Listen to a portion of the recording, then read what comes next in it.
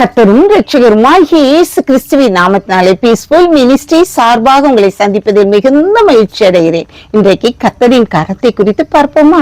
சங்கீதக்காரன் தன்னுடைய 118ஆம் சங்கீதத்தில் 16ஆம் வசனத்தில் கர்த்தரின் கரம் உயர்ந்திருக்கிறது, கர்த்தரின் வலது கரம் பராக்கிரமம் செய்யும் என்று சொல்லப்பட்டிருக்கிறது. கர்த்தரின் கரம் வல்லமையுடையது, அது பராக்கிரமம் செய்யக்கூடியது. கர்த்தரின் கரம் நம்மை தாங்குகிறது என்று சங்கீதக்காரன் சொல்கிறான். அவனுடைய கருத்துக்குள்ள நாம் அடங்கி இருப்போமே ஆனால் ஏற்ற வேளையிலே நம்மை வீழ்த்துகிறவராக நம்முடைய பாரங்களை எல்லாம் அவர் உதறி தள்ளிவிட்டு, நம்முடைய வேதனைகளை எல்லாம் நீக்கிவிட்டு, நம்முடைய சஞ்சலங்களை எல்லாம் அப்புறப்படுத்தி விட்டு நமக்கு சந்தோஷத்தையும் சமாதானத்தையும் தருகிற தகப்பனாக, அவருடைய கரம் நம்மை தாங்குகிறதாக, உள்ளங்கையில அவர் நம்மை வரைந்திருக்கிறவராக காணப்படுகிறபடியினால் நாம் எதை குறித்தும் கவலைப்பட வேண்டிய அவசியமே இல்லை. உன் தம் தலையில் உள்ள மயிரெல்லாம் எண்ணப்பட்டிருக்கிறது என்று சொல்லியிருக்கிறார். பறவைகளை கவனித்து பாருங்கள், அவைகள் விதைக்கிறதும் இல்லை, அறுக்கிறதும் இல்லை, ஆனாலும் அவைகளை பிழைப்பூட்டுகிறவர் நம்முடைய தேவன். நாம் எதை குறித்தும் கவலைப்படாமல் அவருடைய கரத்துக்குள்ள நம்ம அடங்கி இருக்கும் பொழுது அவர் நமக்கு எல்லா ஐஸ்வர்யத்தையும் சம்பத்தையும் தருகிற தகப்பனாக காணப்படுகிறார். சமயம் ஒரு இடத்துல பயங்கரமா தண்ணி அடிச்சுக்கிட்டு வெள்ளம் புறப்பட்டு வர ஆரம்பிக்குது.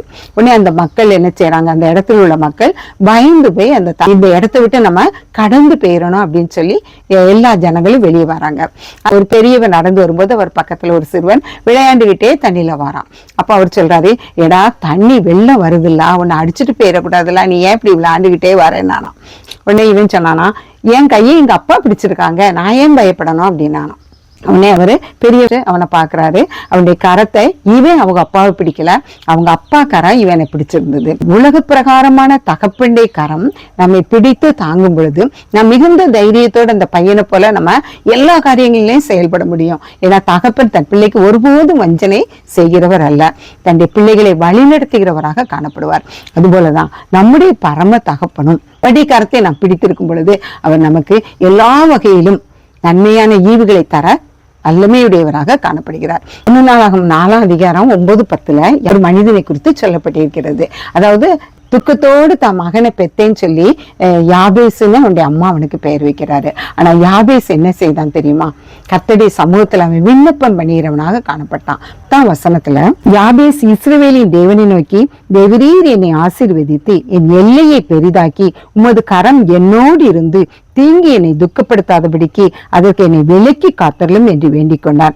அவன் வேண்டிக் கொண்டதை தேவன் அருளினார். யாபேஸ் என்ன வேண்டாம், உமது கரம் என்னோடு இருந்து என் எல்லையை பெரிதாக்கும் சொன்னா சமாதானமாக அவனுடைய எல்லையை பெரிதாக்கத்தக்கதாக ஆண்டவர் அவனுக்கு கிருபை செய்தார். நாம் யாருடைய கரத்தை நோக்கி பார்க்க வேண்டும்? நமக்கு பாரமான சுமைகள், பாரமான பிரச்சனைகள், எத்தனையோ வேதனைகள், துன்பங்கள் எல்லாம் இந்த உலகத்தில் நமக்கு நடக்கதான் செய்யும். ஆனா நம்ம கடவுளுடைய பிள்ளையா இருந்தாலும் பாரமான சுமைகள் நமக்கு காணப்படதான் செய்யும். ஆனாலும் அவை எல்லாவற்றையும் மற்றவங்கள்ட்ட நம்ம சொல்லாம கர்த்தருடைய கரத்தில் அமர்ந்திருந்து அவருடைய நோக்கி பார்த்து நம்ம சொல்லும்போது அவருடைய கரம் நம்மை நல்வழிப்படுத்துகிறதாக காணப்படும். ஒரு சமயம் ஒரு எளிய மனிதன், ஏழையான மனிதன், பாவப்பட்ட மனுஷன் தன்னுடைய பாறை சுமையை சுமந்து கொண்டு தள்ளாடி கொண்டு நடந்து சென்று கொண்டே இருக்கிறார். அந்த சமயம் பார்த்து ஒரு மாட்டு வண்டி அந்த பக்கம் வருது. அந்த மாட்டு வண்டியை ஓடுகிறவர் இந்த மனுஷனை பார்த்துட்டு, நீ இந்த வண்டியில வேணா ஏறிக்கோ, ஏன் நான் அங்கதான் போக வேண்டியிருக்கு, நீ போற இடத்துக்கு நான் கொண்டு போய் விடுதேங்கிறாரு. உடனே அவன் என்ன செய்யறான், சரி அப்படின்னு சொல்லிட்டு அவர் வண்டியில ஏறி உட்காந்துக்கிட்டுதான். உடனே வண்டி கிளம்புது. தற்செயலா திரும்பி பார்க்காரு, வண்டி மாட்டு வண்டி ஓட்டத்தவர் பாக்குறாரு. இவன் அந்த பாறை சுமையை சுமந்துகிட்டே என்ன செய்யறான், அந்த வண்டியில உட்கார்ந்துருக்கான். எப்பா வண்டி தான் உன்னை சுமக்குதே, நீ ஏன் அந்த பாரச்சமையை இன்னும் சுமக்க, அதுல இறக்கி வைக்கலாம்ல அப்படின்னு சொல்றாரு. அதுக்கப்புறம் தான் அவனுக்கு உடவுடையவனாக அதை இறக்கி வைக்கிறான். இப்படித்தான் நம்முடைய வாழ்க்கையிலும் அநேக பாரச்சுமைகளை நம்ம சுமந்துகிட்டு நம்ம பாடல தள்ளாடி நம்ம மன சோர்வுற்றவர்களாக நடக்கலாம். அவருடைய கரத்துல நாம ஆண்டவரே நீர் என்ன வழிநடத்தும்னு சொல்லி நம்ம நிற்கும் பொழுது அவருடைய வலது கரம் பராக்கிரமம் செய்கிறதாக நம்மளை தாங்கி பிடிக்கும். மத்திய 14ஆம் அதிகாரம் 25ஆம் வசனத்திலிருந்து 30ஆம் வசனம் வரை இந்த சம்பவம் சொல்லப்பட்டிருக்கிறது. அதாவது இயேசு சுவாமி 4ஆம் ஜாமத்துல கடல்ல நடந்து வராரு. அப்ப அவங்க சீசர்கள் அதை பாக்குறாங்க, ஆவேசம் ஆவேசம் சொல்லி பயப்படுறாங்க. பயப்படாதீங்க, நான் தான் அப்படின்னு ஆண்டவர் சொல்றாரு. அதை பார்த்த மாத்திரத்துல பேதுரு உற்சாகம் அடைந்தவனாக ஆண்டவரே நீரே ஆனால் நானும் கடல்ல நடந்து வரணும்னு சொல்லி அவன் கேட்கறான். உடனே வா அப்படிங்கிறாரு. அவன் என்ன செய்யறான்? கடல்ல நடந்து வாரான். வாரவே திடீர்னு கடல்ல இருக்கிற அலைகளுடைய வேகத்தை பார்த்தவன பயந்தவனாக கடலுக்குள்ள அமிழ பார்க்கிறான். ஆண்டவரே அப்படின்னு கூப்பிடும்போது ஆண்டவர் கரத்தை பிடித்து அவனை என்ன செய்யறாரு? தூக்கி விடுகிறார். ஆண்டவருடைய சமூகத்துல நாமளும் போக வாஞ்சையுள்ளவர்களாக காணப்படுறோம். அவருடைய சமூகத்துல காணப்படுறோம், எல்லா காரியங்களையும் செய்யறோம். ஆனா என்ன செய்யறோம்? உலக பிரகாரமான நெருக்கங்கள் நம்ம நெருக்கி ஏவும்போது அமிழ்ந்து உலக கவலைக்குள்ள அமிழ்ந்து போய் அவருடைய கரத்துக்குள்ள நம்ம இல்லாதவர்களாக காணப்படுறோம்.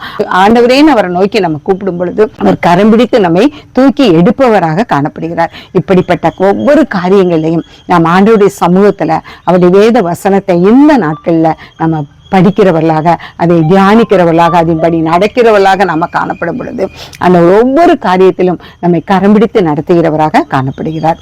நீதிமொழிகள்ல சாலமோன் ஞானி சொல்கிறாரு, அவருடைய வலது கையில தீர்க்காயுசும் அவருடைய இடது கையில ஐஸ்வர்யமும் கனமும் இருக்குன்னு சொல்றாரு.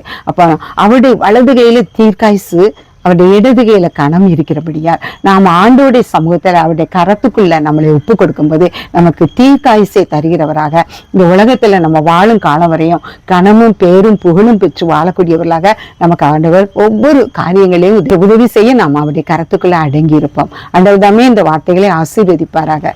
ஜெபம். எங்களை அளவில்லாமல் நேசிக்கிற அருமையான தகப்பனே, உமது கரம் எங்களை தாங்குகிறபடியால் நன்றியோடு துதிக்கிறோம்ப்பா. நீ பராக்கிரமம் செய்கிறவர்ப்பா. உங்களுடைய பராக்கிரமத்தை எங்களோடு நீர் நிழலாட்டமாய் காண்பிக்க வேண்டும் என்று கெஞ்சுகிறோம்ப்பா. எங்கள் ஒவ்வொருவரையும் இந்த நாட்டில் உடைய கரத்துல தாழ்த்தி அர்ப்பணிக்கிறோம்ப்பா.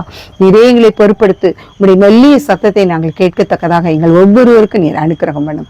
எங்களை எடுத்து பயன்படுத்தும். எங்களை தாழ்த்தி உடைய கரத்துல ஒப்பு கொடுக்கிறோம். பொறுப்படுத்திக் கொள்ளும், வழி நடத்தும். இயேசுவின் மூலம் ஜெபங்களும் நல்ல பிதாவே.